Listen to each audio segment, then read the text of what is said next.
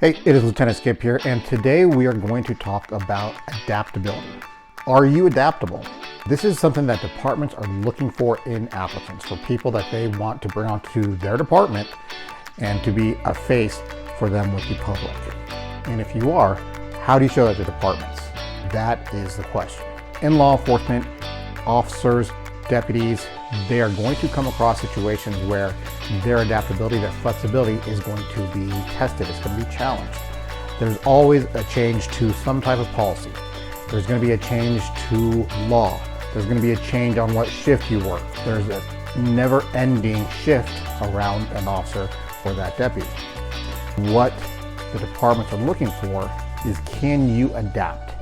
Can you go with those changes, or are you going to be someone who is very rigid in how they do things and then cannot adapt to the new way, new policies, new laws, or new environments? The red flag with that is those officers who have or show signs of not being able to adapt are the ones that have difficulties performing their job duties. So that is why departments are looking for that indicator, that red flag. For you as an applicant, how can you show a department that you are adaptable? Have you done something in your past that shows you, do you have experiences in your past that show you adapting to new situations? What are those?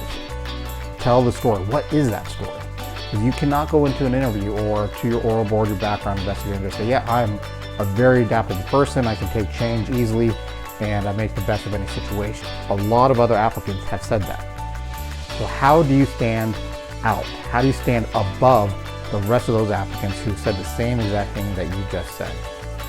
And that's by giving context, giving stories and examples, and talking about the challenges you faced, how you overcame those challenges, and that sample of why you are adaptable, why you are flexible.